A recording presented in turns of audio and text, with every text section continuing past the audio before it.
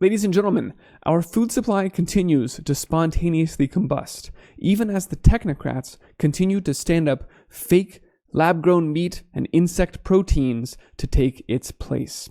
We need to talk about that. I'm Christian, and this is the Ice Age Farmer broadcast. And we stand now, as you know, at the beginning of a new round of big tech censorship. And while this channel still remains, I'm sorry, I didn't mean to put these bugs right in front of your face and make you all hungry. We'll come back to them. I do need to confirm, though, that the Ice Age Farmer Discord server was summarily blown away last night. I received this message indicating that they were stopping the spread of misinformation by censoring our server. So apparently 3,000 plus people getting together to talk about gardening and growing food and saving seeds and transplanting and grafting and building greenhouses and alternative construction methods.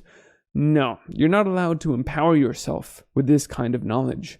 You need to only eat the food that comes from bugs at the store. For now, we've started congregating on a gilded server. You can get to it, same link, iceagefarmer.com/discord will now give you the invitation to the gilded group. So if you're looking for a new home, feel free to join us there. We'd love to see you. There were a number of fantastic YouTube channels and fine researchers that were also removed today. YouTube also indicated that they would begin ramping up in the weeks to come this censorship. So it's just a matter of time. It remains to be a matter of time before this channel is also removed. Please go find me now at bitchute.com/iceagefarmer before we lose our ability to communicate without YouTube in the middle. You can also find this channel on lbry.tv or directly on iceagefarmer.com. And so what was it that got the server deleted? The last thing that was posted there was a document that is frankly questionable, and so I won't reproduce it here. It was posted to Hal Turner's website, among others, which are hit or miss at times, in my experience, be that as it may. The document purports to be from a Canadian representative who is unsettled with what he sees, namely that there will be increasing lockdowns in the major cities, which actually is happening, that they're building internment centers, which we're also hearing about. Here, Randy Hiller was asking the premier about why they're building internment centers that aren't for the quarantines of international travelers, and you can hear he gets ignored. Here's the RFP, and in the RFP, it uses clear language to express that these camps can be used for a broad spectrum of people, not limited to travelers. Indeed, it doesn't even mention international travelers. It's just a broad latitude of people. So your government must be in negotiations and aware of these plans to potentially detain and isolate citizens and residents of our country. Where will these camps be built? How many people will be detained? And for what reasons? For what reasons can people be kept in these isolation camps? And I'd like to have the premier assure the people of Ontario. Member, take a seat.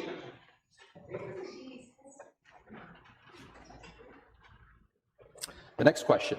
Yes, so internment centers being constructed in Canada. Of course, there are FEMA facilities plus designated quarantine zones like this one in Charlotte Douglas International Airport zone, where they have voluntarily checked themselves in, and yet they are patrolled 24/7 by armed guards. And that doesn't really make sense, does it? If it's volunteer, you don't need armed guards, unless you're just setting the precedent and moving that Overton window, getting people used to the idea of there being armed guards stationed at a quarantine facility.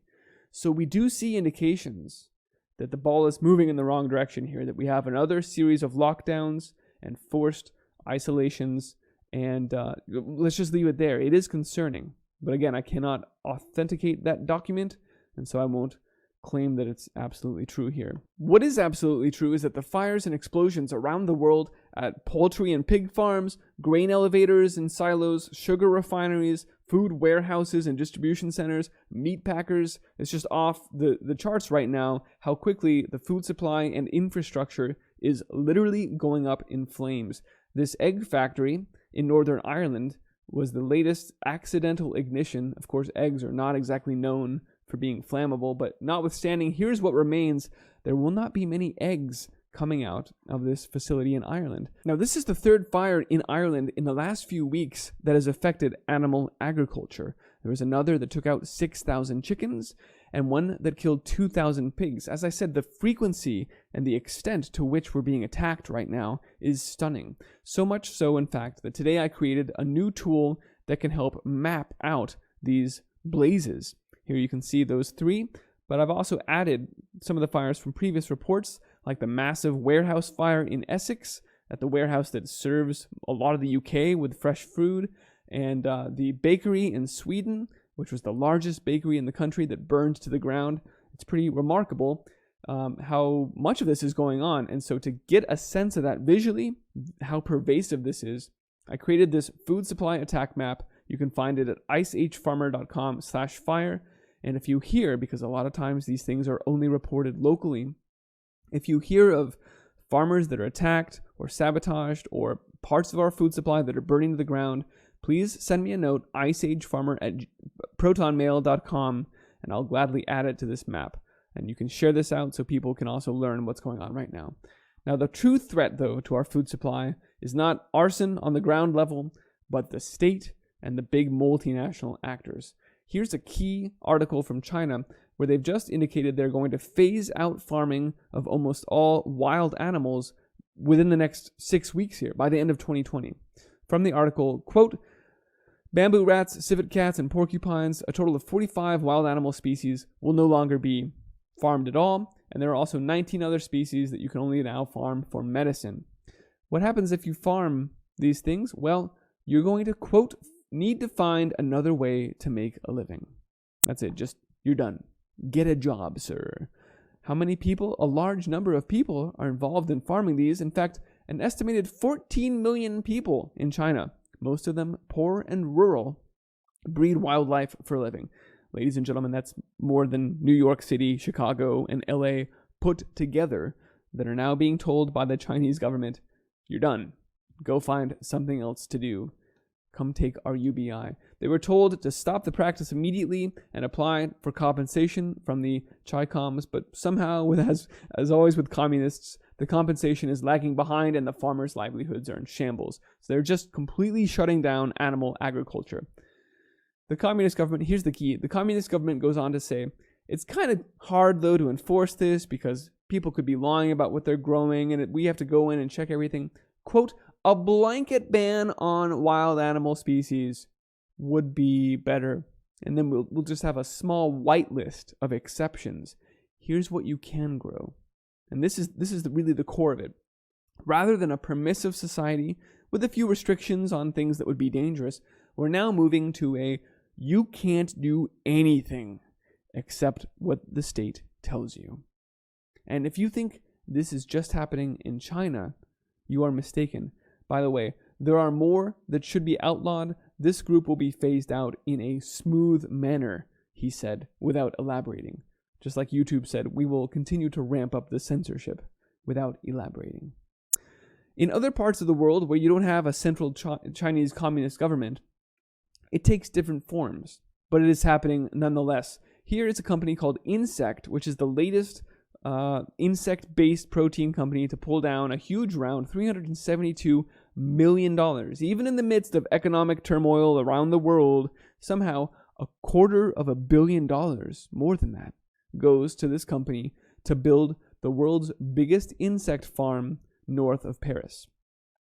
What's going on here? How, during an economic downturn, does someone get away with setting aside more than $250 million to grow bugs? And why is the UK government doing the same thing? They're setting aside $13 million for what? For industrial insect farms. In fact, they're funding this company, Entocycle. Well, it's because, ladies and gentlemen, the big multinational companies like Walmart have signaled that they will be using their immense scale and purchasing power to demand from their suppliers a fundamental transformation of the supply chain. Specifically, the Walmart sustainability officer spoke a couple weeks ago at the World Economic Forum's latest shindig, where she said, to transform product supply chains, and that includes forest products, as well as products that come from oceans and are sourced back to agricultural lands, to grasslands, to decarbonize those supply chains. That's right, we're going to decarbonize our supply chain. If you produce any carbon or your cow farts, we don't want your product at Walmart anymore. There's no market for your product. We're going to put you out of business. And if this sounds familiar, it should, because it's exactly what we read from the Rockefeller Foundation's Reset the Table plan just a few short weeks ago, where they decided we would relentlessly apply true cost accounting. In other words, if you have cow farts, then you shouldn't be doing business anymore. You remember the University of Sheffield study that said sheep farmers could make more money if they just collected carbon offsets and stopped farming sheep.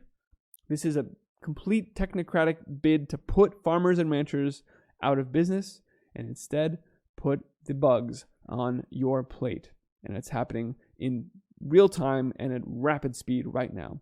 So unless these insects are appetizing to you, I highly recommend you start growing your own food right now. You follow this channel on bitshoot.com/iceagefarmer and you make a t-shirt or a bumper sticker or a sign or whatever. Take the information war offline because they already own the digital information space and they're telling us they're going to ramp up the censorship. So it's impossible to fight that battle. Go have conversations offline. Let them know about the Great Reset, about the bid to take over our food supply, and the need to start growing your own food right now. Thanks for watching. You can find this report and all my reports on iceagefarmer.com. And please subscribe on bitshoot.com/iceagefarmer so that you and I have the ability to continue to communicate even without YouTube in the middle. You can also support this broadcast if you value the information I bring at iceagefarmer.com/support. And I very genuinely appreciate your help. But mostly, we got to get out the word and we got to fight this agenda. Thanks for watching, folks. Be well.